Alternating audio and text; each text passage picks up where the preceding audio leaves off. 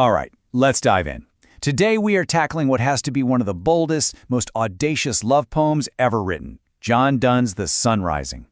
Get ready for this, because we're going to unpack this 400-year-old masterpiece line by line, and you'll see how this speaker literally puts the entire universe, and yeah, the sun itself, on trial. I mean, it's a feeling we all know, right? That perfect moment with someone where the rest of the world just fades away. Well, the poet John Donne, he takes that feeling and turns it into a full-blown cosmic argument. He's not just wishing time would stop, he's basically commanding it to. Okay, so let's get right into the text. The poem kicks off not with some gentle, beautiful dawn, but with a straight-up accusation. The speaker is furious. He's waking up next to his lover, and instead of admiring the sunrise, he's yelling at it. He's pretty much asking the sun, hey, who do you think you are barging in on us like this? And so here we go, the first part of his argument. You can almost think of this opening stanza as a courtroom drama. Our speaker is the prosecutor, and the poor son is in the dock, charged with trespassing on the sacred space of their bedroom. The insults he throws are just fantastic. I mean, the sheer audacity. He calls the son a busy old fool, which makes it sound like a meddlesome, senile old man. Unruly paints it as a disobedient child, and my absolute favorite, saucy, pedantic wretch. It's just brilliant. He's framing the sun as this arrogant, by-the-book, know-it-all that really needs to be taken down a peg. And this line gets right to the heart of his whole legal argument. He's asking a really profound question. Why should lovers, whose feelings are timeless, have to be subject to the sun's rigid schedule? He's basically challenging its authority, declaring that the world of love operates under a completely different set of laws. So, the argument keeps building from here. After insulting the sun, the speaker now gives it a to-do list. Yeah, he doesn't just tell the sun to go away. He tells it what its real job should be. He basically tells the sun, go bother people who actually live by the clock. Go annoy some lazy schoolboys and grumpy apprentices. Go be an alarm clock for the king's hunting party or a foreman for harvesting ants. The point he's making is crystal clear. Your business is with the mundane world of work and duty, not with the transcendent world of our love. And you know, this is what makes Donne so incredibly clever. That line, go tell court huntsmen that the king will ride, isn't just some random thing. It was a direct, topical reference to the king at the time, King James I, who was famous for loving to hunt. It's kind of like a modern songwriter name-dropping a celebrity. It grounds the poem right in that moment and makes the speaker's argument feel so much more immediate and sharp. And here it is. This is the thesis statement for the entire poem. After telling the sun where to go, the speaker lays down the supreme law of love. Love is constant. It doesn't care about seasons or locations. It exists completely outside of these arbitrary measurements, hours, days, months, that the sun tries to impose on the world.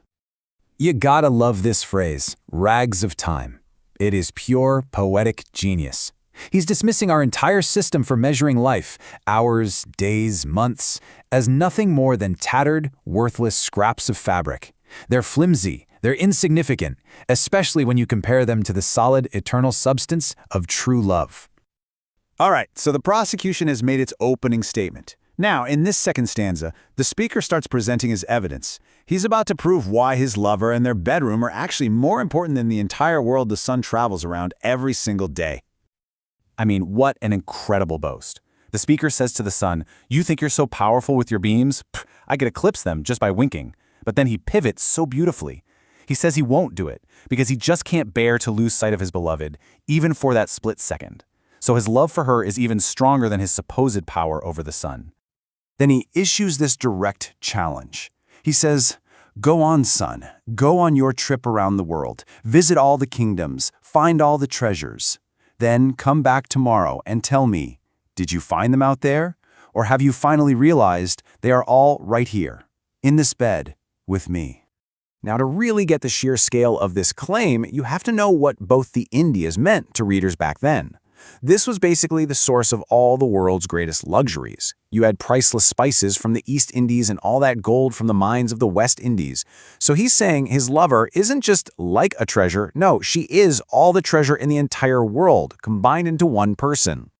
So as you can see here, he lays out his whole argument very clearly. He says, she's all states and all princes, I. What he means is, inside their bedroom, they are the true reality. They're the real rulers, the genuine wealth. Compared to their world, everything out there is just a pale imitation. The honor of other princes, it's just mimic, a performance. And all other wealth, it's just alchemy. So, you know alchemy, right? That medieval practice of trying to turn cheap metals into pure gold. Well, by calling all the world's riches alchemy, the speaker dismisses it all as a fraud. It's a fake. It's a cheap imitation of the true, pure, authentic gold that is their love. So the case has been made, the evidence is all there, and now in this final stanza, the speaker shifts from prosecutor to judge to deliver his final verdict. And it's not just a ruling, it is a complete reordering of the entire cosmos, and it comes with a brand new job description for the sun. And you'll notice the tone shifts here, right? It goes from aggressive to almost pitying. He tells the sun it can only ever be half as happy as they are because the entire world has now been contracted or shrunk down to fit inside their bedroom. He's basically saying, hey, I did you a favor, sun. I simplified your massive job. So here's the sun's new employment contract, laid out for us. First, the speaker says the old sun deserves a rest in its old age. Fair enough. Second, its new, singular duty is just to warm their room. And the logic is actually brilliant. Since they are the world, well, by warming them, the sun is still doing its primary job. By shining in this one little place, it can be everywhere, all at once. This all builds up to the poem's absolutely breathtaking finale. This is where the speaker doesn't just redefine the sun's job, but its actual place in the universe. He creates a whole new cosmology, a new model of the solar system, with love right at its center. And this is it, the final, most audacious claim. For centuries, the model of the universe was Earth-centered. Then, astronomers like Copernicus argued it was a sun-centered model. Well, Donne comes along and says, nope, you're both wrong. The true center of the universe, the point that everything, even the sun, has to revolve around, is this bed. And the orbit, the sphere, is just the walls of this room. It's the ultimate triumph of love, which has literally become the center of all existence. And that's where John Donne leaves us. He takes this incredibly personal, intimate moment between two lovers and just explodes it into a cosmic declaration.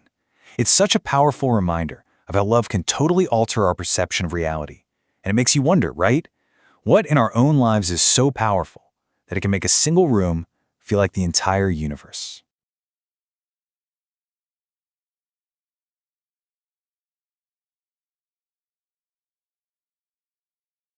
Have you ever been so in love that it felt like your actual life didn't even start until you met that person? Well, that's exactly what we're jumping into today with John Donne's classic poem, The Good-Morrow. It's all about this incredible journey from a life that feels like a dream to a whole new universe that's awakened by love. So, let's try a little thought experiment. Picture someone you love, really, truly love. Now, try to think back. What was your life actually like before them? It's weird, right? It can feel like a totally different story, almost like everything that happened before was just a fuzzy dream you barely remember. And you know what? That is precisely where this poem kicks off. The speaker wakes up, he's lying next to his lover, and this huge question just hits him. I wonder, by my troth, what thou and I did till we loved. He's basically asking, what were we even doing with our lives before this moment? Okay, so let's get into Act 1, Life Before Love. The speaker here isn't just taking a little trip down memory lane. No, he's practically putting his own past on trial, trying to figure out this time that now feels completely foreign, almost unreal. He starts off by almost making fun of his past self. He asks, were we not weaned till then? Which is like saying, were we basically just babies until we met? And when he talks about sucking on country pleasures, childishly, he's waving away all his past relationships and passions as, just silly, immature games, nothing compared to the real deal he has now. Then he really cranks up the metaphor. He compares their past life to the seven sleepers' den. Now, this isn't just about sleeping in late. He's talking about a legend where these guys slept for hundreds of years. For our speaker, life before love wasn't really life at all. It was more like being in suspended animation, a deep, long sleep that they've only just woken up from. And then he finishes the stanza with this absolute bombshell. He says that any beautiful person he ever saw before, any desire he ever had, well, that wasn't real. It was all just a preview, a dream of thee. Every past attraction was just a shadow pointing the way to her, the real thing. So now we're in Act 2, a world in one room. Okay, so he's completely tossed the past aside, called it a dream. Now he's building a brand new reality.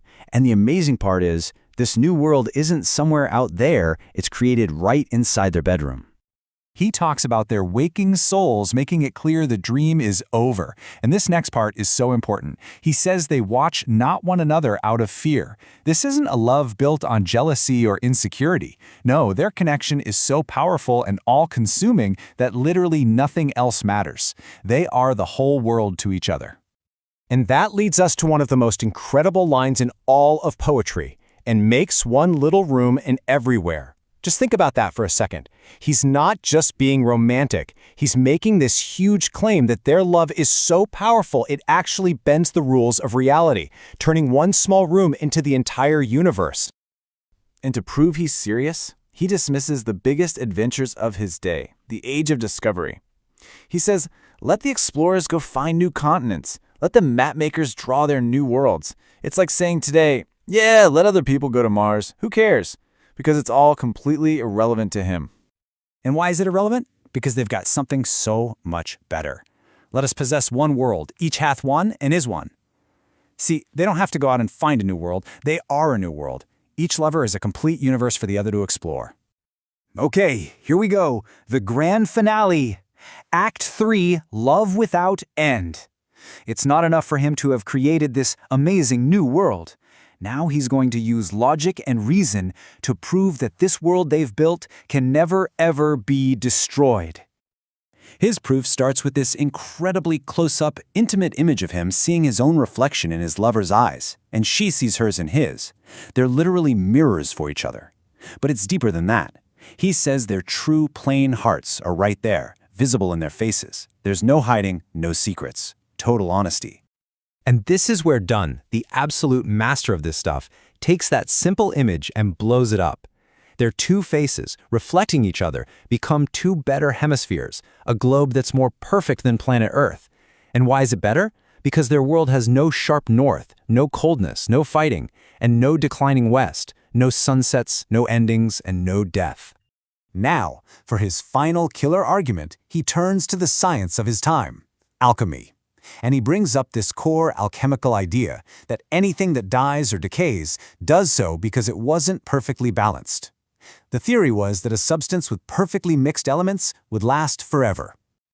And there it is, the logical checkmate. He says, if our two loves be one, if they're perfectly mixed together, which he's already established they are, then, according to the laws of science, their love can die. It's a rock-solid, logical proof that their unified love is immortal. So let's just trace that incredible journey one last time. It all starts by looking at the past and dismissing it as a childish dream. Then you wake up to the present, where love is so powerful it creates its own universe. And finally, you look to the future, armed with a logical proof that this perfect love will last forever.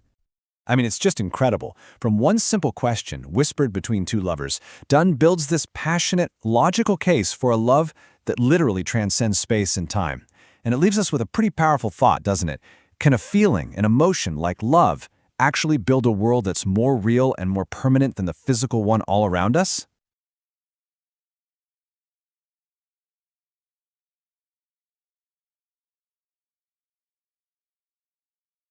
Hello and welcome. Today, we are diving deep into one of John Donne's most fascinating and, I think, most personal poems, Good Friday, 1613, Riding Westward. Now, this is a journey poem, for sure, but the journey itself is as much spiritual as it is physical. It's all about this deep, internal conflict between our worldly duties and our spiritual devotion. The entire poem really hangs on this incredible paradox. Just think about that for a second. The speaker is physically moving in the exact opposite direction of his spiritual goal. But he makes this case that this very act, this turning away, might be the only way he can eventually get there. So let's unpack how he wrestles with this idea. So the scene is set right from the get-go. It's Good Friday, which, is the most solemn day in the Christian calendar, commemorating the crucifixion. It's supposed to be a day of quiet, deep reflection. But our speaker, he's on a horse, riding west, of all directions, for some kind of business. His body is going one way, but his soul is fighting it, desperately trying to pull him back east, which is the traditional direction of Jerusalem, and of course of the rising sun. In Donne, being Donne doesn't just say, hey, I feel conflicted. No, he hits us right away with this amazing, complex metaphor from astronomy. He says, okay, picture this. Imagine the soul is a celestial sphere, like a planet. In the old model of the universe, each planet was supposedly guided by divine intelligence. So for our human soul planet, Donne says, that guiding force, that's devotion. This technique has a name. It's called a metaphysical conceit, and it is Donne's signature move. He mashes together these two totally different worlds, astronomy and theology, the cosmic and the deeply personal, to explore his inner turmoil in this really intellectual, surprising way. It's his way of making us see a feeling we all know, being distracted, in a completely new light. And here's where the problem becomes crystal clear. The soul's natural, God-given motion is supposed to be eastward, toward Christ. But, he says, pleasure or business, these worldly external forces, they've completely hijacked it.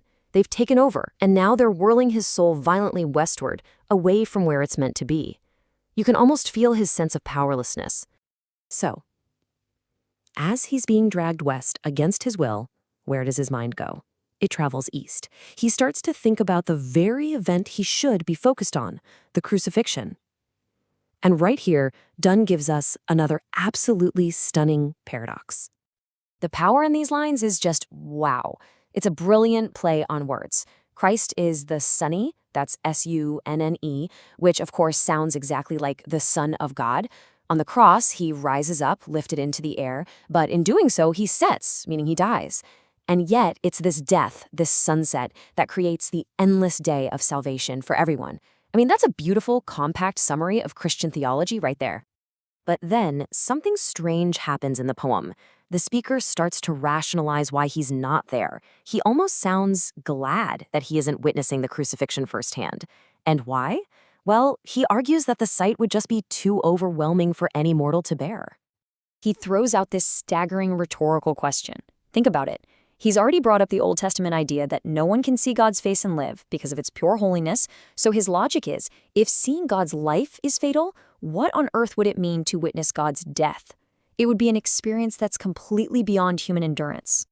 And to prove his point, he looks to the cosmos itself. He says that at the moment of the crucifixion, even creation couldn't take it. Nature, which he calls God's lieutenant, shrank back in fear. The earth, his footstool, cracked open with earthquakes. The sun itself winked. It just went dark. So if the entire physical universe recoiled in horror, how could a fragile human being possibly stand there and watch? And he just keeps going, listing all the graphic, terrible details he's being spared from having to see. The hands that hold the entire universe together, now pierced with nails. The infinite God, humbled and brought low. The sacred blood, spilling into the dirt and just becoming mud. The divine flesh, ripped and torn. And then maybe the worst of all, the unbearable sight of his mother Mary's grief. He feels he's just too sinful, too weak, to look upon that kind of sacred suffering. Okay, so just when it seems like he's successfully argued his way out of feeling guilty, the poem takes this huge, dramatic turn. He realizes that even though his back is turned, his mind is still there. This is the absolute crux of the entire poem. For the first two-thirds, it's been this internal, philosophical meditation about his spiritual state. But now, all of that collapses, and it becomes a direct, incredibly personal prayer. So what causes this huge pivot? It's this profound realization. He says that even though he's riding away, his memory is still looking right at the cross. And here's the kicker.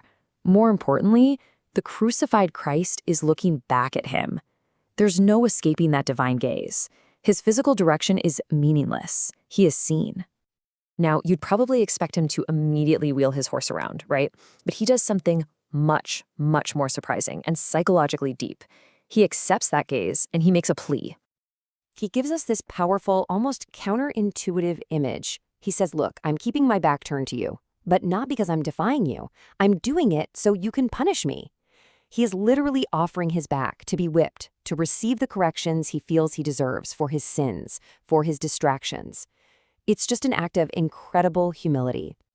He actually breaks down what he's asking for into this kind of three-step process for spiritual renewal.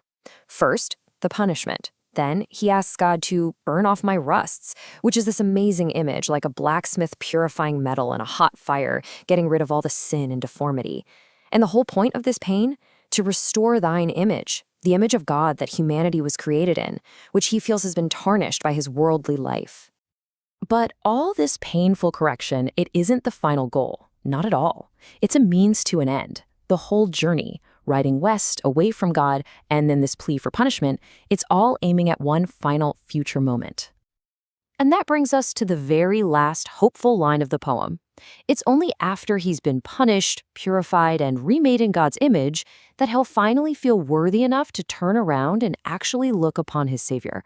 The journey away becomes the necessary path that allows him to truly turn back. You know, Donne's poem was written over 400 years ago, but it feels incredibly modern, doesn't it? It's such a powerful meditation on distraction, on guilt, and on the really complicated, messy path back to the things we value. It kind of leaves us with a question for ourselves. What are the pleasures or businesses in our own lives that pull us west? And what would it take for us to finally turn our face?